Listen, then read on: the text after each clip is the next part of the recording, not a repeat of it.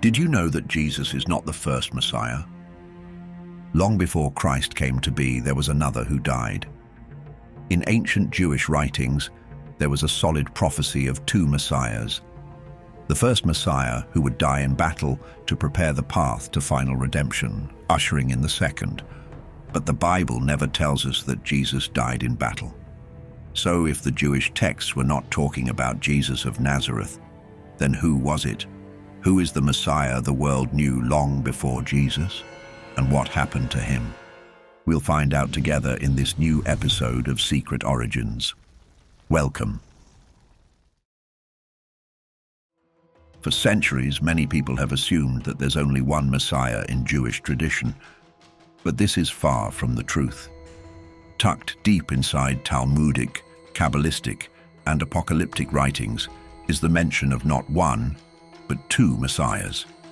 Messiah ben David and Messiah ben Joseph. The first Messiah is well known to be the kingly redeemer from the line of David. However, the second one remains a mystery, an unexplainable figure hidden in the shadows of theology and time. His name is Messiah ben Joseph. Also known as the suffering servant, Messiah ben Joseph's story has been hidden for ages. Little wonder why, as the truth might shake you to your bones. According to ancient prophecy, ben Joseph was meant to appear first, lead a war against evil, and die in battle. His death was not to be portrayed as a failure, but as a sacrifice. In return, this sacrifice would atone for the people and make way for the triumph of the second Messiah. But if such a noble goal was taught in the past, how come we've never heard of him? Because if Messiah ben Joseph existed, he would have already come, and his story was buried intentionally. If you wonder why anyone would bury such a story, think about this. The idea of a dying Messiah shakes the foundation of what most religions have built. If ben Joseph really lived and died before the coming of Jesus, then it challenges both traditional Judaism and mainstream Christianity. This would mean that messianic redemption didn't begin with the Gospels. Instead, it began much earlier, with a forgotten figure whose death prepared the ground for everything that followed. So, was he erased to protect the simplicity of one Messiah theology? Or was his death too politically dangerous to remember? This is the story of the first Messiah, ben Joseph. But before we delve into the full-blown story of ben Joseph, let's take a moment to understand where it all began. Ancient Judaism. In modern Judaism, the Messiah is often imagined as a powerful king, a descendant of David who restores Israel's glory. But ancient sources suggest that this vision was only half the picture. When you read ancient texts like the Talmud, the Zohar, and writings of early rabbis, they clearly describe two messiahs. One is Messiah ben David, also known as the conquering ruler. And the other is Messiah ben Joseph, a warrior who comes first, fights the enemies of Israel, and dies before the final redemption. This is no fake theology. Even prominent scholars like Saadia Gaon and Nachmanides treated the two Messiah doctrine as a legitimate tradition. Ben Joseph was meant to die, and his death is no accident. It's a requirement, seen as a mystical sacrifice that clears the path for Ben David to rise. But somewhere along the way, this dual structure was lost, or do we say erased? Yes, you heard that right. Thankfully, some texts exist to ensure that this history is not fully lost to rewritten theology. Although most modern readers have never heard of Messiah ben Joseph, the Jewish tradition persisted through ancient texts. Let's look at some instances. In Talmudic commentary, ben Joseph is mourned like a fallen hero. In Midrashim, he fights in the final war, but doesn't survive it. And in the Zohar, he's seen as the mystical bridge between darkness and redemption. Although each text seems to convey Ben Joseph's mission differently, the story is always the same. Messiah ben Joseph appears before Ben David, suffers first, and dies in battle against Gog and Magog. Without him, there was no way redemption could begin. He died so that the second Messiah could rise. Now, what is the story of this suffering servant? Unlike Messiah ben David, who brings peace and reigns gloriously, Messiah ben Joseph's role is violent and tragic. His mission begins not with coronation, but with war. He is destined to lead Israel into a climactic battle. This battle is likened to the apocalyptic conflict against Gog and Magog. But victory isn't in his story. According to the Talmud, Sukkah 52a, Ben Joseph's fate is to die in combat. But here is the twist. He is not dying as a failure, but as a sacred sacrifice.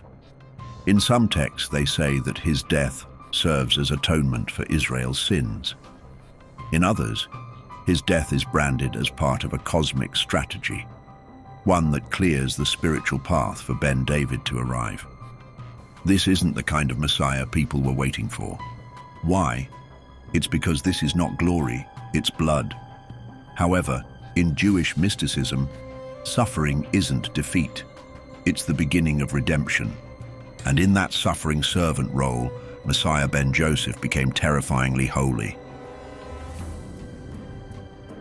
The good part? Ben Joseph's death does not go unnoticed. From biblical scripture, Zechariah 12:10 is frequently quoted by rabbinic sources. The verse describes a nation mourning the one they have pierced. Ancient rabbis applied this verse to Messiah ben Joseph, interpreting it as a prophecy of his fall. His death causes not just public grief, but heavenly alarm. If we are to dive into more mystical traditions, Ben Joseph's sacrifice sends ripples through the divine realms. His death cleanses collective guilt, rattles the heavens, and shakes the foundations of evil. To portray his role better, the Zohar suggests that his mission is to absorb judgment into himself, clearing the way for Ben David to bring peace. Without him, final redemption could not begin. But still, his name is barely known. But where did the talks of this first Messiah begin? The idea of Messiah ben Joseph didn't appear overnight. It grew from the cracks of ancient Judaism. During the Second Temple period, Jewish writings were filled with apocalyptic expectations, priestly tensions, and national trauma. Among the Dead Sea Scrolls, texts describe two messianic figures. One is priestly and the other royal. In the Rule of the Community and Testimonia, scholars have noted references to a Messiah of Aaron and a Messiah of Israel, both expected to appear at the end of days. While these texts don't name Ben Joseph directly, their framework lays the foundation. A suffering, battle-bound Messiah from Joseph's line fits this pattern. It doesn't end there. To the Qumran sect, messianic redemption would be multi-staged, not singular. It would begin with judgment, suffering, and preparation before the second Messiah comes. What does this tell us? It means that Messiah ben Joseph wasn't invented later.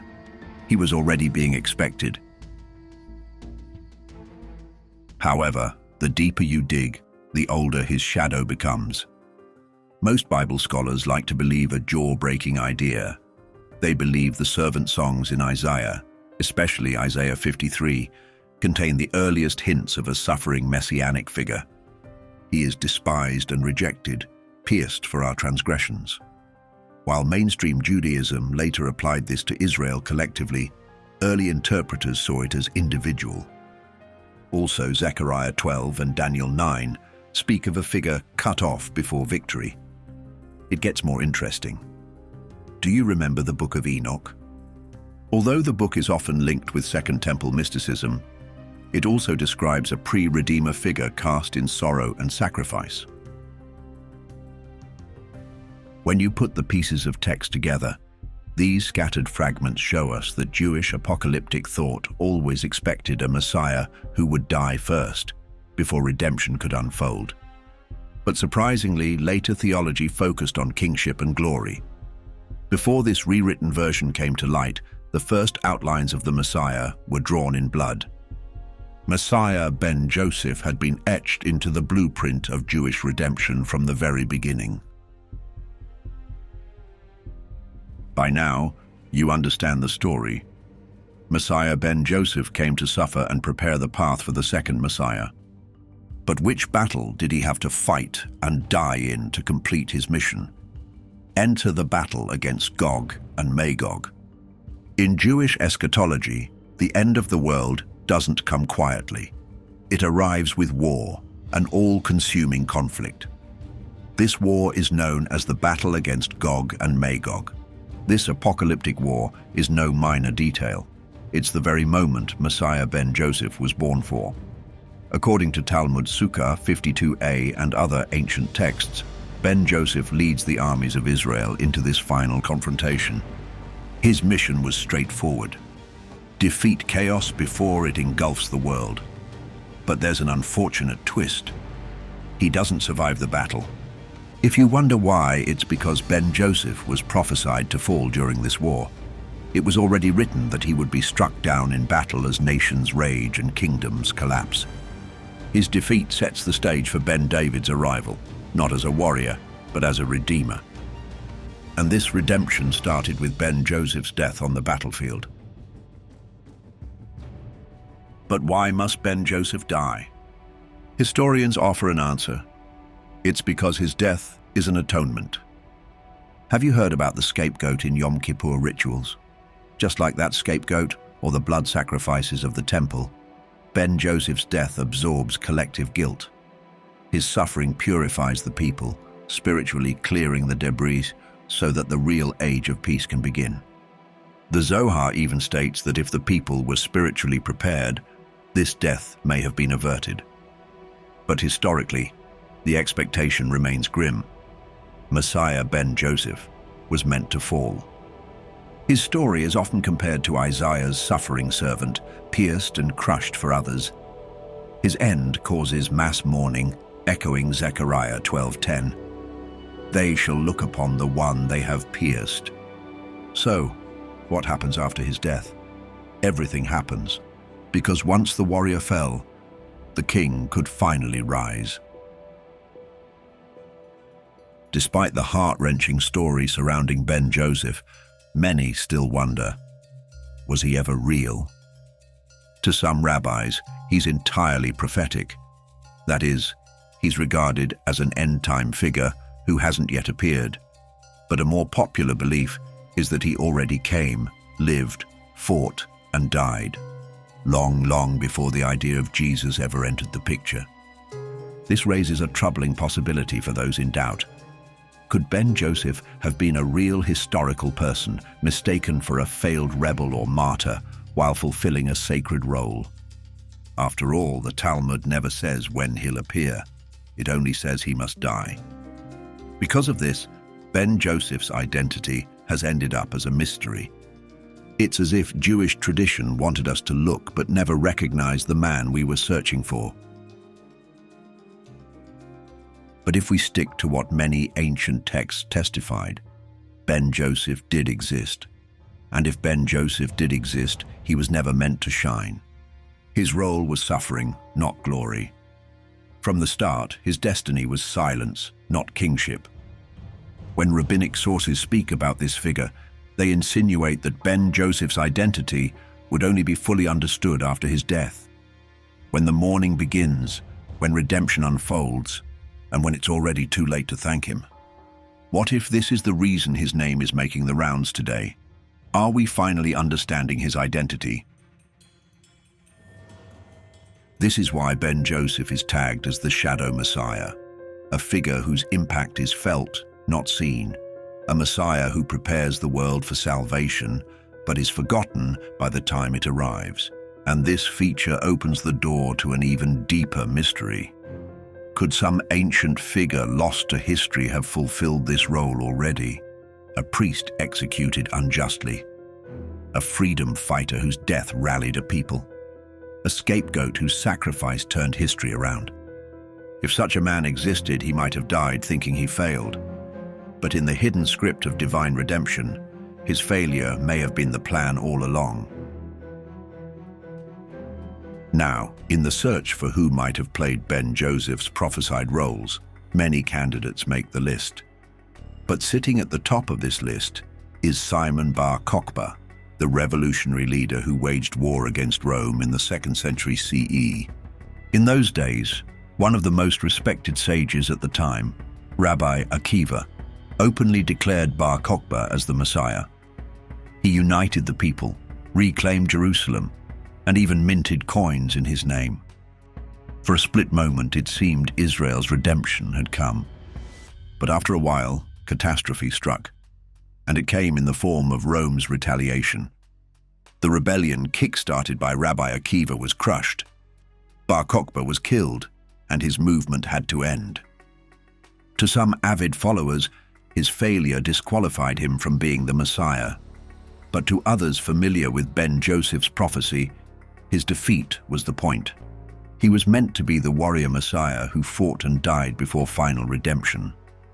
So we ask, what if Bar Kokhba was Messiah Ben Joseph?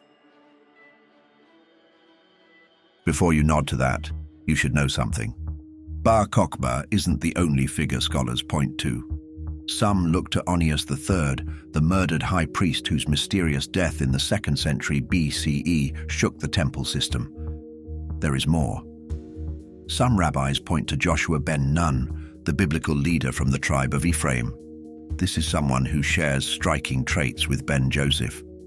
Joshua ben Nun was a military leader who led Israel into the promised land without ruling it himself. The disqualifier, though, is that he is not from David's line. When you look deeper, there are unnamed martyrs, zealots, prophets, and reformers who gave their lives for Israel without ever claiming messianic titles. Their stories still carry echoes of Ben Joseph's blueprint. So have we been asking the wrong questions? Maybe it's not about finding who he was, but recognizing the pattern. A figure who dies too soon, suffers without glory, and clears the stage for another to finish the mission. A Messiah who has to die for the second to come. But something interesting happens along the way. Although questions about Ben Joseph are slowly arising, there is no doubt that his story was suppressed.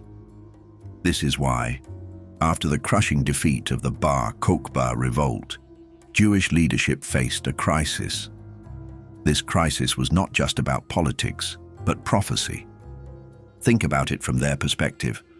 The messianic hopes pinned on Bar Kokhba had collapsed. Thousands were dead. Jerusalem was in ruins. And worse, Rome now considered Jewish messianism a threat to imperial order. What would any sensible leader do in such a scenario? In response to the chaotic aftermath of the Bar Kokhba rebellion, rabbinic authorities swung into action. They began to reshape doctrine. This is because the two Messiah tradition sounded too much like failure. Even worse, it mirrored the growing Christian narrative of a crucified Redeemer. So to avoid confusion, many rabbis downplayed Ben Joseph's role or treated it as rather symbolic. Some references were left vague, while others were abandoned altogether. The idea of a suffering Messiah became dangerous territory, a narrative too difficult to control. In time, Messiah Ben Joseph became a whispered name in Kabbalah and Midrash. It was not rejected outright, no, just pushed quietly into the shadows. But here is the thing. Christianity also came into the picture and hijacked the script. While rabbinic Judaism was busy pulling the Ben Joseph story into darkness, early Christianity was doing the opposite. And this is how. Followers of Jesus saw clear parallels between their teacher and the suffering Messiah archetype. The prophecies of Zechariah 12, Isaiah 53, and Daniel 9, texts many rabbis once linked to Ben Joseph, were now applied to Jesus of Nazareth. And in doing so, Christianity merged both roles into a single person. Messiah ben Joseph and Messiah ben David became one in the person of Jesus Christ. Of course, this theological shift had consequences. The distinct Jewish idea of two messiahs was replaced by a Christian model of a first coming in suffering and a second coming in glory. In no time, it got really intense for the rabbis. To protect Jewish identity, rabbis had to distance themselves from anything that resembled Christian claims. And so the two Messiah doctrine, which were once part of Israel's deepest messianic thought, was buried. Not because it wasn't true, but because it became inconvenient. If the two narratives had to coexist with such startling similarities, one would be branded as the liar. And with the rise of early Christianity, the loser was evident. But as Christianity emerged from the Jewish world, it didn't discard Jewish prophecy. Instead, it absorbed it. Early Christian writers began identifying Jesus not just as Messiah ben David, the triumphant king, but also as the suffering servant, the warrior Messiah who dies. They found in Jesus the perfect combination of both roles. That is, a man who was crucified like ben Joseph and who would return in glory like ben David. Skeptics dare say that the merging wasn't accidental, but a theological strategy. Can you believe that? By combining both messianic roles into one figure, the early church gave Jesus an unparalleled depth. He was the lamb and the lion, the martyr and the king. But in between the lines, something was lost in the merger, the original distinction between both figures. Soon, Messiah ben Joseph became a template, not a person. And over time, Christian doctrine buried the idea that two messiahs were ever expected at all. It was neater that way, true. But was it accurate? Hold on. Christian theologians have an answer to that. To justify this merger, they reinterpreted Hebrew prophecies. For instance, Isaiah 53's suffering servant was once seen by many Jewish sages as a reference to ben Joseph, or collective Israel. But early Christians now declared it was Jesus. The pierced figure in Zechariah, the cut-off anointed one in Daniel 9, all rebranded to confirm his divine mission. This reframing didn't just reinterpret Scripture, it rewrote it into a new story, one where Jesus didn't fulfill one role, but all roles. And once that became law, there was little room left for the earlier model. But when you look deeper, clues are lurking in the margins. While mainstream Christianity might have erased the name, Messiah ben Joseph, fragments of his identity, seem to resurface in the apocryphal Gospels. That is, those early Christian texts that were excluded from the Bible. In ancient writings like the Ascension of Isaiah and the Apocalypse of Peter, we encounter messianic figures who suffer, descend into darkness, and die, not always in triumph, but in preparation. Some are resurrected, others simply vanish, awaiting vindication in the end times. Scholars have noted that these figures do not resemble the glorified Christ. Rather, they look like the blueprint of ben Joseph, the suffering Messiah who acts as a gateway for the final redemption. In certain Gnostic traditions, this figure becomes even more abstract, sometimes split into two, sometimes disguised. He bleeds, he is betrayed, and he is misunderstood. But all the time, his death always serves a spiritual function. These aren't just theological quirks. They suggest that early Christians remembered more than they admitted. Beyond the texts, there were sects. That is, early followers of Jesus who may have preserved the two Messiah model before orthodoxy shut it down. Groups like the Ebionites believed Jesus was a mortal man chosen by God. This is better aligned with ben Joseph's role than ben David's. Others, like certain Gnostic sects, separated Jesus' suffering body from his divine essence, implying that he fulfilled both ben Joseph's and ben David's roles. However, these versions of belief didn't last. You heard that right. They were branded as heresy, silenced, and shoved under the carpet. But the belief of these sects hints at something deeper. They point to a time when Christianity hadn't yet collapsed two messiahs into one, a time when Ben Joseph's mission still rang aloud. Over the centuries, scholars admit that the early church has polished its theology. The suffering Messiah gradually became divine, perfect, and singular. But in the shadows of early doctrine, there lies Ben Joseph. What do you think about this? Let us know in the comments, and remember to hit the like button and subscribe to the channel. Keep your minds open, and until we meet again.